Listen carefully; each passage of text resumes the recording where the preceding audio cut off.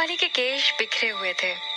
उसके वस्त्र भी सही अवस्था में नहीं थे और कई जगह उसे चोटें आई थी।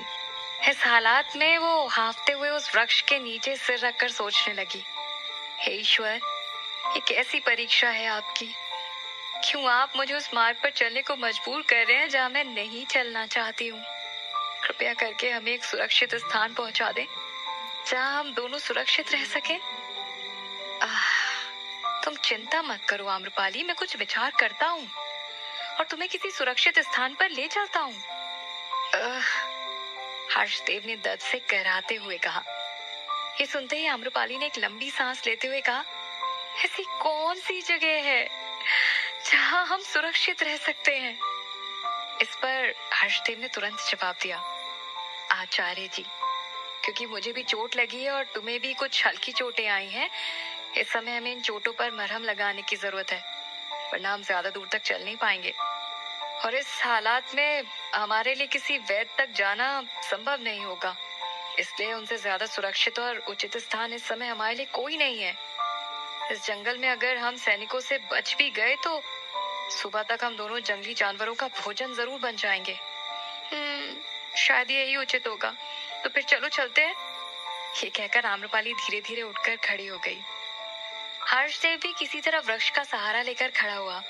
हालांकि वो चल पाने की स्थिति में तो नहीं था, इसलिए उसे इस तरह घायल अवस्था में देखकर आम्रपाली ने कहा, चलो मैं तुम्हें थोड़ा सहारा देती हूँ। और फिर वो किसी तरह एक दूसरे को सहारा देकर सैनिकों की नजरों से बचते बचाते आचार्य जी के घर तक पहुंच गए। वहां पहुंचते ही जैसे ही आचार्य जी ने उन्हें वहां देखा तो उन्होंने जल्दी से द्वार खोलकर कहा, अरे आम्रपाली तुम और हर्षदेव तुम यहाँ? चलो चलो बच्चों, जल्दी से अंदर आ जाओ, अगर तुम्हें किसी ने यहाँ देख लिया तो मुसीबत हो जाएगी। उसके बाद आचार्य जी ने सबसे पहले हर्षदेव के घाव पर मरहम लगाया और फिर उन दोनों ने आचार्य जी को कबीले वाली बात बताई। आचार्य जी ने उसे कुछ देर आराम से लेटने को कहा। जब तक मैं ना कहूं तब तक तुम यहाँ से उठना नहीं, वरना ये घाव अगर ज्यादा बढ़ गया तो तुम्हारे लिए बहुत घातक हो सकते हैं। ये सुनकर हर्षदेव गर्दन हिलाते हुए कुछ देर के लिए वहीं लेट गया। और फिर आचार्य जी ने आम्रपाली के पास जाकर कहा, बैठो बेटी, आराम से यहाँ पर बैठ जाओ। पर क्या तुम्हें पता है तुम्हारे जाने के बाद इस राज्य की क्या हालत हुई है? हर तरफ त्राही त्राही मची हुई है। आज से पहले मैंने कभी वैशाली में इतनी अशांति नहीं देखी। तुम्हें ढूंढने के लिए राजा साहब ने चारों तरफ अपने सैनिक भेज दिए हैं। बाजार में तुम्हें लेकर न जाने कितनी बातें बनाई जा रही हैं। क्या हो गया इस राज्य का हाल? जहाँ हमेशा शांति और अमन का माहौल रहता था, वहाँ आज चारों तरफ शोर और चिल्लाने की आवाजें सुनाई देने लगी हैं। इसलिए तो तुम्हें तुम्हारे पिता ने उस प्रतियोगिता में भाग लेने से रोक रखा था। तुम्हारी एक गलती के दंड स्वरूप इस राज्य को ये सब झेलना पड़ रहा है। मेरी मानो तो तुम नगर वधू बन जाओ, वरना न जाने कितनी जाने और जाएंगी। हो सकता है जिस तरह मगध राज्य जितनी तेजी से अपने पैर पसार रहा है, उसे देखकर तो ऐसा लगता है कि जिस राज्य में हम अपना राजा खुद चुनते हैं, कुछ वक्त में मगध हमारे राज्य पर हमला करके हमें अपने अधीन न कर ले। अब एक तुम ही हो जो इस राज्य की मान प्रतिष्ठा की रक्षा कर सकती हो, और दूसरी तरफ तुम्हारे पिता को भी बंदी बना लिया गया है। जाने उनके साथ कारागृह में कैसा व्यवहार किया जा रहा होगा। अपने बाबा का नाम सुनते ही आम्रपाली की आंखों में अश्रुओं की धारा बहने लगी। उसे समझ नहीं आ रहा था कि अब वो इस स्थिति में क्या करे, कहाँ जाए, कैसे संभालेगी वो ये सब। उसकी वजह से उसके बाबा को न जाने क्या क्या देखना पड़ रहा है। परंतु ये सब सुनकर उसने मन ही मन निश्चय कर लिया कि अब वो ऐसी जगह जाएगी जहाँ जाने के बाद उससे संबंधित किसी भी मनुष्य को कोई तकलीफ ना हो। और फिर आचार्य जी ने कहा, बेटी तुम्हें नगर वधू की गद्दी पर बैठना ही होगा, वरना न जाने और कितने अनर्थ हो जाएंगे। ये सुनकर आम्रपाली कुछ देर तक तो विचार विमर्श करने लगी और फिर अचानक से उसने कहा, मेरे लिए अब सबसे उचित जगह सिर्फ एक ही है जहाँ मैं जाऊंगी। बस एक वही स्थान है जहाँ मैं अब सुरक्षित रह सकती हूँ। कुछ सोचने के बाद उसने कहा, और फिर वो अपने स्थान से उठकर खड़ी हो गई। उसे ऐसे उठकर खड़ा होता देख आचार्य जी ने उससे पूछा, कहाँ जा रही हो बेटी? आचार्य जी, जहाँ मुझे बहुत पहले चले जाना चाहिए था, वरना आज मेरे बाबा के साथ ये सब नहीं होता। वैश्या खाना, जहाँ बाकी नगर वधुओं को नई नगर वधु बनने के बाद भेज दिया जाता है। मुझे वहीं रहना होगा। एक वही जगह है जहाँ मैं सुरक्षित रह सकती हूँ और इस तरह मेरे परिवार को भी कुछ नहीं होगा। ये कहकर आम्रपाली द्वार की तरफ जाने लगी, क्योंकि आचार्य जी के मुंह से वैशाली और अपने बाबा की जेल में जाने की बात सुनकर वो बहुत दुखी हो गई थी। इसलिए अब उसने निश्चय कर लिया था कि अब वो वैश्या खाने में जाकर रहेगी। उसको बाहर जाता देख हर्षदेव ने अचानक से कहा, कहाँ जा रही हो तुम? मैं भी आता हूँ। और ऐसा कहते कहते वो अचानक से खड़ा हो गया। ये सुनकर आम्रपाली ने उसे रोकते हुए कहा, नहीं, अब तुम्हें मेरे पीछे आकर इस तरह अपना जीवन व्यर्थ में गंवाने की कोई आवश्यकता नहीं है। तुम अब वैशाली वापस लौट जाओ और अपने जीवन को सुधारो। मैं तुम्हारी ये बात नहीं मान सकता हूँ। मैं बचपन से तुम्हारे साथ रहा हूँ और आज इस तरह मैं तुम्हें अकेला नहीं जाने दूंगा। और मैं जानता हूँ कि तुमने एक बार जो निश्चय कर लिया तुम उससे वापस पीछे नहीं हटोगी, इसलिए मैं भी तुम्हारे साथ जाऊंगा। ये कहकर हर्षदेव भी उसके साथ जाने के लिए उसके पास जाकर खड़ा हो गया। ठीक है, तुम मेरे साथ सिर्फ वैश्या खाने के बाहर तक जा सकते हो। मुझे वहां छोड़ने के बाद तुम वहां से चले जाना, आम्रपाली ने कहा। ठीक है, तो चलो, परंतु अपना घूंघट डाल लो, वरना किसी ने तुम्हें देख लिया तो फिर कोई मुसीबत आ जाएगी, हर्षदेव ने आम्रपाली से कहा और आगे बढ़ गया। उसे तरस से इस तरह तड़पता देखकर आम्रपाली ने उसे कहा, मेरे जीवन में तो मुसीबतों का पहाड़ टूट पड़ा है। इससे बड़ी विपदा क्या हो सकती है कि मुझे अपने बाबा को छोड़कर इस तरह डर डर के भटकना पड़ रहा है। आचार्य जी, आपका बहुत बहुत धन्यवाद। अब हमें इजाजत दीजिए, हम चलते हैं। ये कहकर दोनों वहां से आगे बढ़ गए तो आचार्य जी ने कहा, ठीक है, परंतु अपना ख्याल रखना। आम्रपाली ने हर्षदेव से पूछा, क्या तुम्हें वैश्या खाने का मार्ग पता है? तो हर्षदेव ने जवाब दिया, पता तो नहीं है, मैंने सुना जरूर है। तो आम्रपाली ने कहा, ठीक है, तुम मुझे वहां ले चलो। ये कहकर वो दोनों जंगल के रास्ते से होते हुए छुपते छुपाते वैश्या खाने तक पहुंच गए। वहाँ कुछ राज्यों की वेश्याएं रहती थी और वैशाली की जब नई नगर वधु का चुनाव किया जाता था तो पुरानी नगर वधु को भी वहीं भेज दिया जाता था। वहाँ पहुंचते ही वहाँ का दृश्य देखकर एक पल के लिए आम्रपाली डर सी गई थी। उसने आज से पहले कभी ऐसा वातावरण नहीं देखा था, परंतु आज उसका भाग्य उसे कहाँ लेकर आ गया था। चारों तरफ वेश्याएं सुंदर वस्त्रों के साथ आभूषण पहने इधर उधर घूम रही थी। हर किसी के घर के बाहर उनके ग्राहकों का तांता लगा हुआ था। तबले और सारंगी की आवाजें आ रही थी। ये सब देखकर आम्रपाली के तो जैसे होश उड़ गए थे, परंतु उसने अपने हृदय को कठोर किया और आगे बढ़ने लगी। तभी एक वेश्या की नजर उस पर पड़ी। उसने आम्रपाली के पास आकर कहा, क्या बात है बहन, आप कौन हैं, कहाँ से आई हैं और आपको क्या चाहिए? ये सुनकर आम्रपाली ने हिम्मत जुटाकर उस औरत को जवाब दिया कि मैं यहाँ अपनी मर्जी से आई हूँ। मेरे जीवन में मेरा कोई नहीं है। मुझे आपके यहाँ शरण चाहिए। क्या आप मुझे यहाँ रहने देंगी? क्या आप मुझे यहाँ शरण देंगी? ये सुनकर उस औरत ने कहा, यहाँ कोई लड़की अपनी मर्जी से नहीं आती है। उसे मजबूर करके या भाग्य से मजबूर होकर ही यहाँ आना पड़ता है। चलो बहन, मैं तुम्हें अपने घर ले चलती हूँ। ये कहकर वो औरत आगे बढ़ते हुए उसे अपने पीछे आने का इशारा करती है। तभी आम्रपाली अपने पीछे मुड़कर देखती है और हर्षदेव को वहां से जाने का इशारा करती है और फिर उस औरत के साथ आगे बढ़ जाती है। उस औरत के घर जाने के बाद वहां का माहौल देखकर तो वो और भी घबरा जाती है, परंतु वो औरत उसे विश्वास दिलाती है कि उसे कुछ नहीं होगा। लेकिन मन ही मन वो ये जानती थी कि इस जगह आने के बाद कौन इस देह व्यापार से बच सका है भला, जो वो बच पाएगी। इसलिए वो जैसे तैसे अपने हृदय को कठोर कर लेती है। उसके बाद वो औरत उसे कुछ खाना देकर कुछ देर आराम करने के लिए कहती है। कुछ देर बाद वो औरत उस कमरे में आकर उसके सामने कुछ वस्त्र और आभूषण रखती है। बहन, जरा अपना घूंघट उठाकर हमें अपना चेहरा तो दिखाओ। आम्रपाली उसे इनकार करते हुए कहती है, क्या करोगी आप मेरा चेहरा देखकर? मैं आपकी हर बात मानने के लिए तैयार हूँ। आप जैसा कहेंगी मैं वैसा करूंगी। वो औरत ये सुनकर और भी खुश हो गई। उसे आम्रपाली का चेहरा देखकर क्या करना था। उसे तो लग रहा था कि एक और लड़की आ गई है और ये नई भी है, तो अब उसके कोठे पर ज्यादा मेहमान आएंगे और उसे और भी ज्यादा उपहार मिलेंगे। वो तो बस यही सोचकर खुश थी। इसलिए उसने आम्रपाली से घूंघट उठाने के लिए ज्यादा जिद भी नहीं की और कहा, चलो अब जल्दी से तैयार हो जाओ, तुम्हें थोड़ी ही देर में हमारे कोठे के मेहमानों को खुश करना होगा।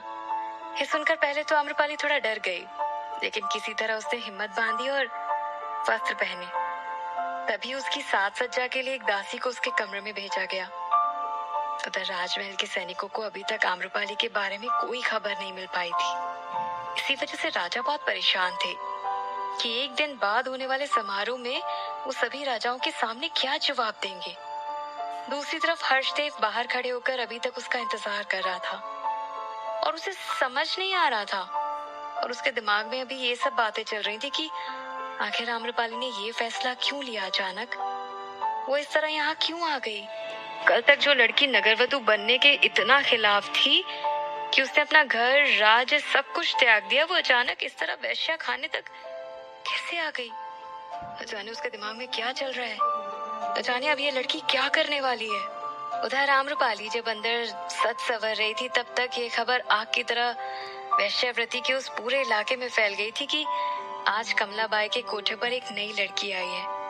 किसी तरह ये खबर श्री मालू के कानों तक भी पहुंच गई, जिसे एक दिन पहले ही नई नगरवधु का चुनाव होने की वजह से यहाँ भेज दिया गया था। लेकिन यहाँ उसकी बात हर कोई मानता था, क्योंकि वो नगरवधु रह चुकी थी। इससे जैसे उसे ये पता चला तो वो कमलाबाई के कोठे पर उस लड़की यानी कि आम्रपाली से मिलने चली आई, और सीधा उसके कमरे में जाकर उसने जैसे ही सामने आईने में उसका चेहरा देखा तो वो हैरान रह गई। उसने उस दासी को बाहर जाने को कहा और फिर दरवाजा बंद करके आम्रपाली और श्रीमालू आपस में बातें करने लगी। किसी को नहीं पता था कि अंदर क्या हो रहा है। बाहर तो नई लड़की के कोठे पर आने की खबर से काफी खुशी का माहौल था कि आज तो नई तवायफ के कोठे पर आने की वजह से बहुत सारे मेहमान वहां आएंगे और उन्हें बहुत अच्छे अच्छे उपहार दे जाएंगे। परंतु अंदर जैसे ही आम्रपाली ने श्रीमालू को देखा तो पहले तो वो बहुत गुस्सा हुई और उसने कहा, तुम यहाँ क्यों आई हो? तुम जैसी लड़कियों की वजह से राज्य की और लड़कियों का जीवन बर्बाद हो जाता है। कभी सोचा है हमारे माँ बाप पर क्या बीतती होगी? देखा तुमने मेरी उस प्रतियोगिता में भाग लेने की वजह से क्या हो गया। एक दिन में मेरी गुरु माँ ने अपने प्राण त्याग दिए, मेरे बाबा को कारागृह में डाल दिया गया और अब मैं इस तरह भटक रही हूँ। श्रीमालू को उसकी बातें सुनकर जरा भी बुरा नहीं लगा था, वो बस उसे देखे ही जा रही थी। तभी आम्रपाली ने कहा, इस तरह मुझे क्यों देख रही हो? कुछ नहीं, पहले तुम अपने क्रोध को शांत कर लो, फिर मैं कुछ कहूंगी, श्रीमालू ने कहा। तो आम्रपाली ने उससे कहा, कहो अब तुम क्या कहना चाहती हो? तो सुनो, कोई लड़की खुशी से नगरवधु नहीं बनती, परंतु अगर कोई सुंदर लड़की ऐसा करने से इनकार कर दे तो तुमने तो देख ही लिया होगा ना कि उसका अंजाम क्या होता है। पूरे राज्य की शांति भंग हो जाती है, पूरे नगर में चारों तरफ शोर मचा हुआ है, सभी एक दूसरे से लड़ने में लगे हैं, चारों तरफ क्लेश का माहौल है। जाने कितनी बेकसूर लड़कियों को इस वजह से अपनी हस्मत को गंवाना पड़ेगा। इतना बुरा हाल हो गया आज हमारी वैशाली का, जाने कितने दिन और ये सब चलेगा। अभी कुछ दिन पहले ही हमारे राज्य की शांति अमन की तारीफ करते बाकी राज्यों के लोग थकते नहीं फिरते थे, परंतु आज वही राज्य इस बात का फायदा उठाकर हमारे राज्य को हथियाने की कोशिश कर रहे हैं। मेरी मानो तो तुम वापस वैशाली चली जाओ और नगरवधु बनने के लिए हाँ कह दो, ताकि ये सब रुक जाए। तुम्हारे बाबा जो इस वक्त कारागृह में बंदी बने हुए हैं, शायद उन्हें छोड़ दिया जाए। ये सब सुनकर आम्रपाली सोच में पड़ गई। उसे समझ नहीं आ रहा था कि वो क्या करे। थोड़ी देर सोच विचारने के बाद जब उसने श्रीमालू की तरफ देखा तो उसने कुछ सोचते हुए कहा, श्रीमालू, मैं आज तक तुम्हें गलत समझती रही। उस दिन भी मुझे तुमसे बहुत घृणा हो रही थी, परंतु आज मुझे समझ आया कि तुम कितनी अच्छी हो। उसकी ये बातें सुनकर श्रीमालू ने उसे कंधे से पकड़कर उठाया और प्यार से कहा, कोई बात नहीं आम्रपाली, मैं आपकी बात समझ सकती हूँ। आज से आप मुझे अपनी सखी और शुभचिंतक ही समझे। आपको कभी भी मेरी सहायता की आवश्यकता हो तो आप बेझिझक मुझे बता सकती हैं। श्रीमालू, तुम बहुत अच्छी हो, शायद मुझे आपकी सहायता की जरूरत पड़ सकती है। आप मुझसे वादा कीजिए, आप मुझे इनकार नहीं करेंगी। आम्रपाली ने अपना हाथ आगे बढ़ाकर श्रीमालू का हाथ पकड़कर कहा।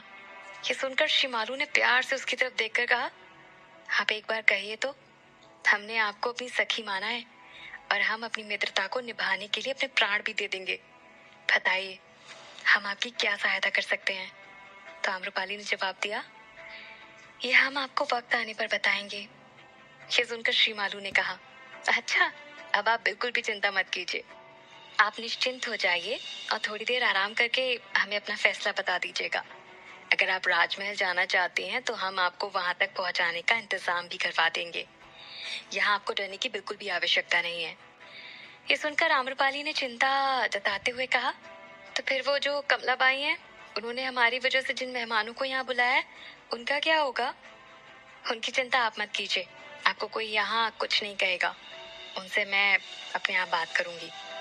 ये कहकर श्री मालू वहां से चली गई और उसने बाहर जाकर कमलाबाई से कहा, वो मेरी खास मेहमान है, उन्हें कोई तकलीफ नहीं होनी चाहिए। आपके मेहमानों को खुश करने की जिम्मेदारी आज मेरी है। ये सुनकर वहां मौजूद सभी लोगों के मन में कई सवाल थे, परंतु उनमें से कोई भी उनसे ये प्रश्न नहीं पूछ सकता था।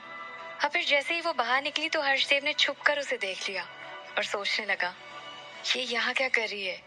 न जाने इन्होंने आम्रपाली से क्या कहा होगा। उधर आम्रपाली गहरी सांस लेकर सोचने लगी, अब तो मुझे लगता है मुझे राजमहल जाना ही होगा, वरना न जाने कितनी खून की नदियां बह जाएंगी। मेरे ऐसा करने से कम मेरे बाबा की जान तो बच जाएगी। उस प्रतियोगिता में भाग लेने की गलती मेरी ही थी और अब मुझे ही उसका परिणाम भुगतना होगा। अब मैं मेरे बाबा को इस तरह अपने प्राण नहीं देने दूंगी। मैं राजमहल जरूर जाऊंगी। ये सोचकर आम्रपाली धीरे से बाहर खड़ी ही दासी को बुलाती है और अपना संदेश श्री मालू तक पहुंचाने के लिए कहती है, आप हमारा ये संदेश श्री मालू तक पहुंचा दें कि मैंने उन्हें याद किया है। और कुछ देर में श्री मालू आम्रपाली से मिलने आ जाती हैं और कहती हैं, क्या बात है, कर लिया आपने निर्णय? आम्रपाली लंबी सांस लेकर कहती है, बस अब बहुत हो गया। मैंने फैसला कर लिया है कि मैं राजमहल जरूर जाऊंगी और अपने बाबा को उस कैद से बाहर निकालूंगी, फिर चाहे उसके लिए हमें अपनी जान ही क्यों ना देनी पड़े। अच्छी बात है ये तो, परंतु आपको भेस बदल कर जाना होगा, क्योंकि अगर आपको रास्ते में किसी ने पहचान लिया तो फिर कोई मुसीबत ना हो जाए। इस पर आम्रपाली ने जवाब दिया, आप उस बात की चिंता मत कीजिए, वो सब हमने विचार कर लिया है। आप बस हमारे जाने का इंतजाम करवाइए, हम आपके बहुत आभारी रहेंगे। उसकी बातें सुनकर श्री मालू ने आम्रपाली को गले लगाते हुए कहा, इसमें आभार कैसा? अब आप हमारी सखी हैं, इसलिए हमें आपकी सहायता करने में प्रसन्नता होगी। अच्छा, आप यहाँ से जाने की तैयारियां करें, हम आपके जाने का इंतजाम करवाते हैं। ऐसा कहकर श्री मालू कमरे से बाहर चली जाती हैं।